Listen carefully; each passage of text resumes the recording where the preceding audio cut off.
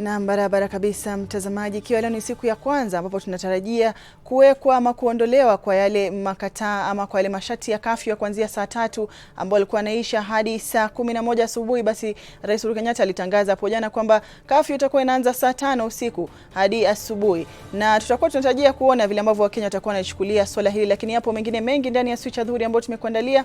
Unanijua hunita hadi ya Mwasiwa na mtangazaji mwenza katika lugha ishara ni Tracy Dorcas, lakini kwanza tuvipate vidokezo.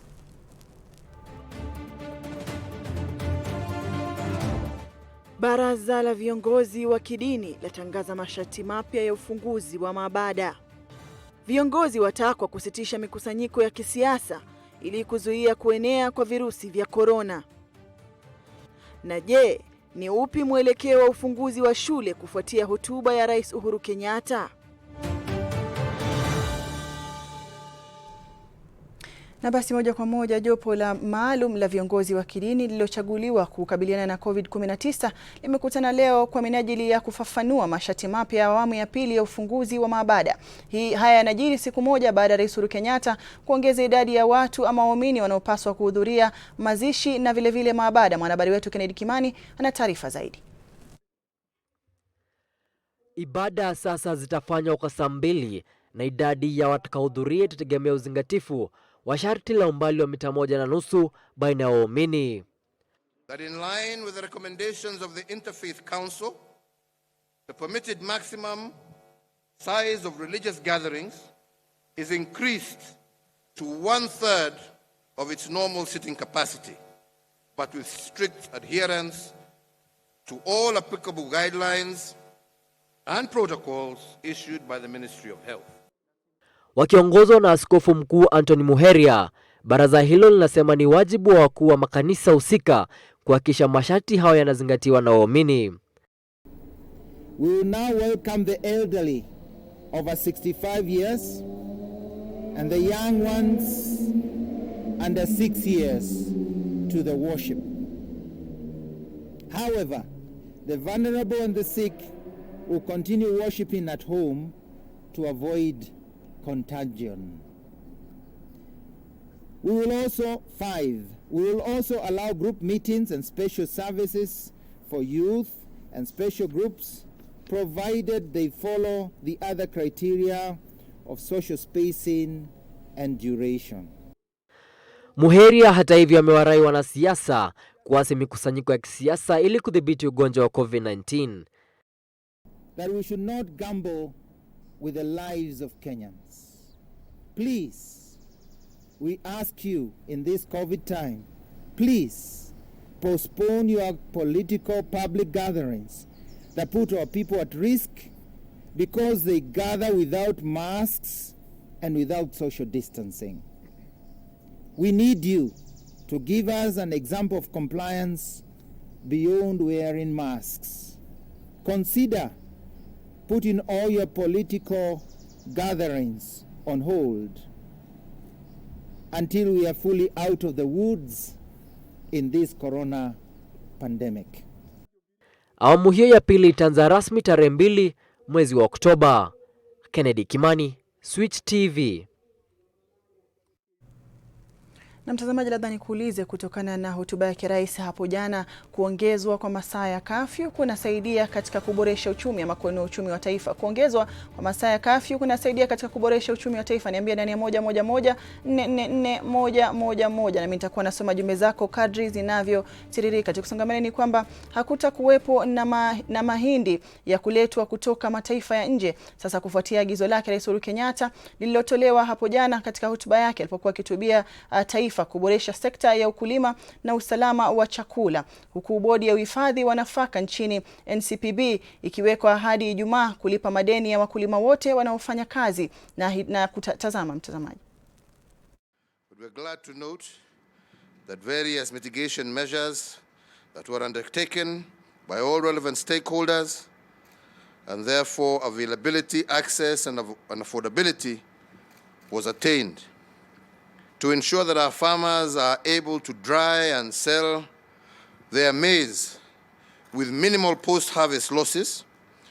I do direct that maize drying charges at the National Cereals and Produce Board, NCPB, be reviewed downward by 50% from the current Kenya shillings 40 per unit to Kenya shillings 20 per unit. The national government will also make sure that maize dryers are made available to all maize growing areas by the coming season. These dryers will be community-based and therefore will be managed by groups of farmers, cooperatives at community level. This will ensure that farmers are able to store or sell their maize at the appropriate moisture content and thus contribute to enhanced farmers' income. Number 3, our National Cereals and Produce Board has stores across the country that are currently not in use. And so I therefore direct that the NCPB avail these stores to our farmers and farmer groups and traders for storage at an affordable cost.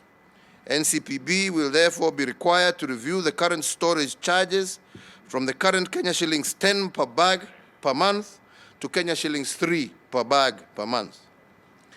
And I also direct that the recommended minimum maize selling price by the farmer to be Kenya shillings 2,500 per 90 kg bag, and require that the ministry enforces these prices.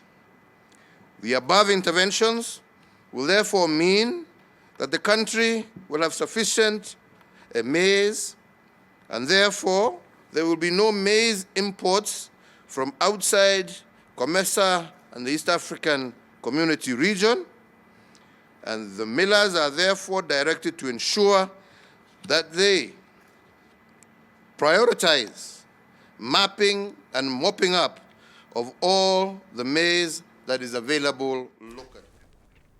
Na tukiachana na hayo, walimu wa shule za msingi na za sekondari wamesema kwamba wapo tayari kufungua shule huku wakitarajia tarehe ya kufunguliwa kwa shule kutangazwa. Akitangaza haya, mkuu wa chama cha KUPPET amesema kwamba wanafunzi hawapo tayari kurejea shuleni na bado kunafaa kuwa na matayarisho zaidi. Unapoingia kwenye darasa hili katika shule ya upili ya wasichana ya St. George's, unaona vizuizi vimewekwa kwa umbali. Alama za nyayo zinaonyesha ni wapi wanafunzi watakuwa wakipitia wakati wa kuenda darasani. Mkuu wa shule hiyo Lucy Rukunga anahimiza serikali kutoa mkakati wazi wa kufungua upya ili shule zijiandae vya kutosha. We've been hearing of the challenges of the social distancing. It's a little challenge because we don't have enough classrooms, we don't have enough dormitories, but because we are managers on the ground, if the children are coming back, we are going to do whatever is in our means to make sure the children are safe. Kulingana na hotuba yake, Rais Uhuru Kenyatta hapo jana alibaini wazi kuwa Waziri wa Elimu George Magoha atapeana maelekezo zaidi, na kwa sasa taifa lisiwe na haraka.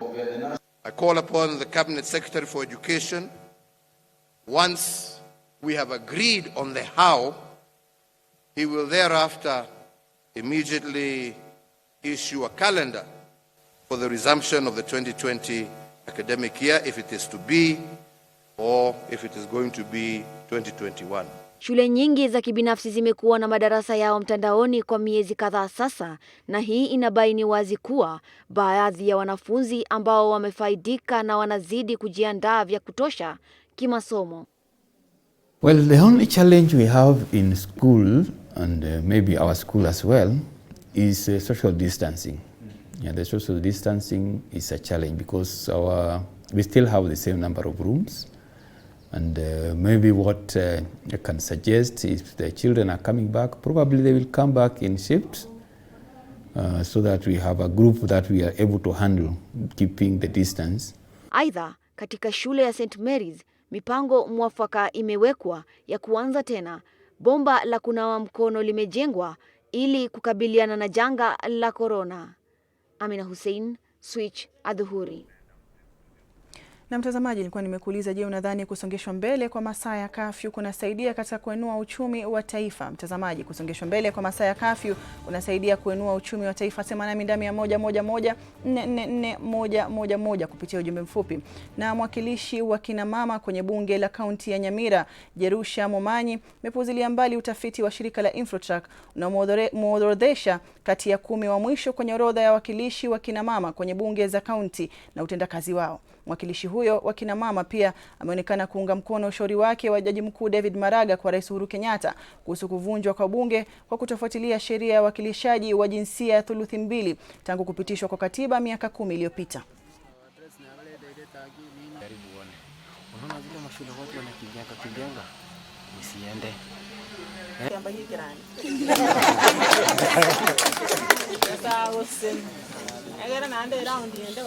Watu ambao ama kitu ambacho kitanifanya hata mimi nitetemeke ni hawa watu ambao wanipatia kazi. Na mimi niko na wao, ninaendelea kuwapatia kazi. Sasa yule mwenye aliandika hiyo ni yake. Sisi hayo mambo hayatutishi. Tuko tayari kufanyia watu kazi. Kama mwanamke, ninasema ya kwamba yale mambo ambayo Chachi Maraga alisema ni maneno ambayo hata sisi tunataka yafanyike. Kwa sababu katika country yetu tumejaribu sana. Hata ile bunge tulijaribu ili jambo la 2/3 lipitishwe, lakini bado hatujaweza. Lakini mimi nina support Maraga ya kwamba hata akina mama wapatiwe nafasi. Na mtazamaji, tunachukua mapumziko mafupi. Nitakaporejea nitakuwa nazisoma jumbe zako ndani ya 111444111. Usiende mbali.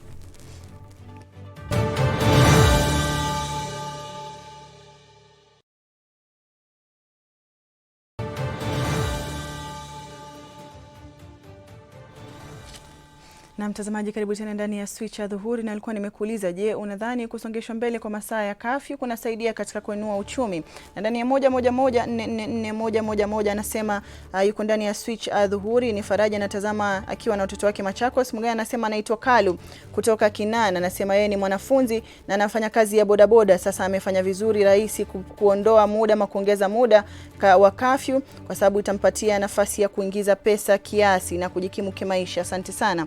Mwingine anasema hey, I'm Keno from Kakamega, anasema hakubaliani 100% kwa hotuba yake rais. Sawa. Felix naye anasema kutoka Mathare, kafyu itolewe tu kwa sababu watu wengi ama watu wengine wanafanya kazi usiku kucha. Hayo ni maoni yao. Na wewe yako ni yapi? Ndani ya 111444111. Je, unadhani kusongeshwa mbele kwa masaa ya kafyu kunasaidia katika kuinua uchumi wa taifa? Tukisonga mbele ni kwamba kiongozi wa chama cha Wiper Kalonzo Musyoka amejitokeza wazi na kutangaza kuwa hata muunga mkono kiongozi wa ODM Raila Odinga au mgombea yoyote anayepania kuwania kiti cha urais mwaka 2022. Kalonzo amesisitiza kwamba hayuko tayari kuchezewa sere na Raila Odinga kwa mara nyingine, akiahidi kuwa atachukua nafasi mwenyewe kuwania urais katika uchaguzi ujao mkuu. Andrew Kero na taarifa hiyo. Akizungumza wakati alipofungua afisi ya chama cha Wiper kwenye eneo la Majengo, kaunti ya Mombasa, kinara wa chama hicho Kalonzo Musyoka amekariri kwamba kwa miaka 10 alijeza tete mno kumuunga mkono na kumpiga jeki Raila Odinga kwenye uaniaji kiti cha urais, na sasa amefika kikomo. Nitarudia, miaka 10 ya kumsaidia ndugu Raila Odinga imetosha, itoshi. Kwa hivyo sasa tunasonga mbele bila kurudi nyuma. And it is serious business. It is not going to be business as usual. Makamu huyo wa rais wa zamani ambaye alikuwa ameandamana na wabunge kadhaa amesema chama hicho kilifanywa marekebisho na kilidhamiria kushinda uchaguzi uliofuata. Kalonzo pia anatoa changamoto kwa serikali kuharakisha mipango ya kuanzisha bandari ambayo inaleta afueni kwa wanabiashara kwa kutotoza ushuru kwa Mombasa, akisema kuwa hii itatoa fursa nyingi za biashara na ajira kwa Wakenya na kufidia hasara iliyopatikana wakati huu wa COVID-19. Aidha amesema kukamilika kwa reli ya kisasa SGR ambayo imesababisha biashara kurudi chini kwenye kaunti ya Mombasa huenda kukazindua biashara mpya na hata kutengeza nafasi za ajira, hususan baada ya janga la corona kutokomea. Na mimi nitamuelezea ndugu Uhuru Kenyatta aanze kufikiria juu ya mambo haya, kwa sababu tuna shida ya kazi. Makampuni yamefungwa kwa sababu ya janga la corona. na kwa hivyo lazima kiongozi anayekuja atafute nafasi nyingi zaidi za kazi, na njia ya kuleta mamilioni ya kazi ni kuhakikisha kwamba Mombasa inakuwa free port. Hiyo imaanishi kwamba wakaaji wa Mombasa wanapoteza mali yao. Hapana, on the contrary, dunia nzima hatutakuwa na haja ya kuelekea Dubai ama kwingine. Watu watakuja hapa, Kenya nzima itakuja hapa kutafuta nafasi za kazi. Andrew, Switch TV. Na kwingineko, mwanamume mmoja wa umri wa makamu ametiwa mbaroni asubuhi ya leo kwenye eneo la Makenji, kaunti ndogo ya Kandara, akiwa anamiliki bangi kilo 10 yenye thamani ya shilingi takriban $100,000. Akithibitisha kisa hicho, OCPD wa Kandara Isaac Thuranira amesema kwamba mshukiwa atafikishwa mahakamani kwa mashtaka mawili. Shtaka la kwanza likiwa ni kuwa ama kumiliki bangi na la pili likiwa ni kuiuza bangi yenyewe. Mshukiwa huyu anasemekana kuiuza bidhaa hiyo kwenye maeneo ya Makenji na Kabati.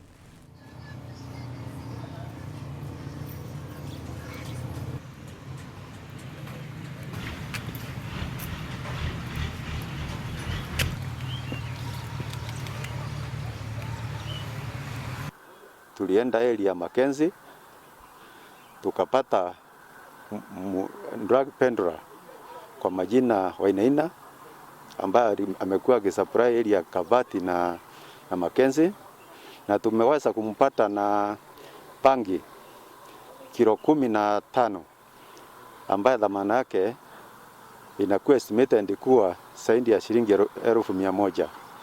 Hiyo operation imefanywa na timu ya ngao na polisi na itaendelea mpaka tuhakikishe hakuna mtu yoyote ambaye atabaki na anajulikana kwa kuuza bangi atabaki kwa hii area. Na mwanasheria mkuu Paul Kihara amesisitiza kuwa wahusika wote wakuu wa sakata ya ufujaji wa pesa za KEMSA watashtakiwa na kufunguliwa mashtaka hivi karibuni. Kihara akizungumza haya wakati wa kongamano la corona lililofunguliwa rasmi na Rais Uhuru Kenyatta hapo jana kwenye jumba la KICC Nairobi ili kutathmini hali ya taifa la Kenya kutokana na janga la corona. Mwanasheria mkuu Paul Kihara amesema kuwa EACC inashughulikia swala hilo kwa awamu mbili, kuchunguza ofisi kadhaa za umma na wauzaji wa kampuni zaidi ya 78. Takriban zaidi ya watu 52 wameweza kuandikisha taarifa zao. A report has been tendered to the Director of Public Prosecutions with regard to those cases involving public officers.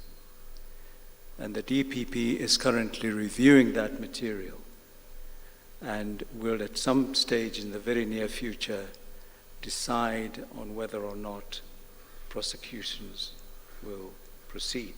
Yeah. Even as that is going on, the EACC has embarked and is progressing well on the second phase, which entails, as I've just said, the companies that were the suppliers. That is the current state of play. Serikali pia imetangaza kuwa jumla ya shilingi bilioni 134 hadi sasa zimeweza kupatikana ili kusaidia kudhibiti virusi vya corona. Akizungumza wakati wa mkutano huo ambao uliwakutanisha wadau tofauti, katibu wa kudumu katika Wizara ya Fedha Julius Muia amesema kuwa bilioni 82 tayari zimeachiliwa kwa matumizi. Total pledge that we were able to mobilize was 134 billion Kenya shillings. Including in that was 130 billion that we received in exchequer. Akieleza utendakazi wa kaunti wakati wa janga hili la corona, mwenyekiti wa baraza la magavana Wycliffe Oparanya anasema kuwa kaunti zimepokea shilingi bilioni 5 kutoka kwa serikali ya kitaifa, lakini kaunti bado hazijaweza kutumia pesa zote. We agreed each county to prioritize their own requirement. Through that process, counties were able to put together 6.1 billion. Kwa upande mwingine, waziri wa afya Mutahi Kagwe amepongeza nchi kwa udhibiti wa ugonjwa wa corona. Kagwe amesema kuwa Kenya imeongeza idadi ya vitanda vya hospitali za umma za ICU kutoka 153 hadi 319 na vitanda vya kutengwa vya corona hadi 11,426 katika vituo vya afya na visivyo vya kiafya. That we have built substantial capacity. We are talking about nearly 400 beds that we now have across the country, and I'm talking about ICU beds from 0 isolation beds. We are talking over 7,000 isolation beds across the country. We are talking about health workers who have been out there and community health workers who have been out there visiting people in their homes and so on. Mkutano wa kitaifa wa COVID-19 ulikuwa umeandaliwa kuangalia jinsi serikali ilijitayarisha dhidi ya janga la corona na kushauriana juu ya hatua na mbinu mpya za kupambana na janga hilo. Wellington Ojwang, Switch, Adhuhuri. Na mtazamaji anasema ni Farida na anasema ndio inasaidia kuinua uchumi haswa kwa kina mama mboga. Hili ni kuhusiana na ile swali nilikuwa nimekuuliza hapo awali. Na mwingine anasema yeye anataka chuo ifunguliwe sawa sawa. Mwingine anasema hi Switch, getting you nice, anasema kusongesha kwa masaa ya curfew kutasaidia hasa upande wa vilabu. Yeye ni Charles Mwenga Kisikeni kutoka Machakos sawa sawa. Mwingine anasema kwa upande wake anasema hakuna utulivu mpaka masaa ya saa 4:30 usiku. Anasema ni Keneo kutoka Kakamega. Mwingine anasema haisaidi hiyo curfew. Ni Mwangangi kutoka Garissa. Mtazamaji, kufikia hapo sina la ziada ndani ya Switch Adhuhuri. Nimekuwa wako hadi ya Mwasiwa na mwenzangu Tracy Dorcas. Uwe na mchana mwema.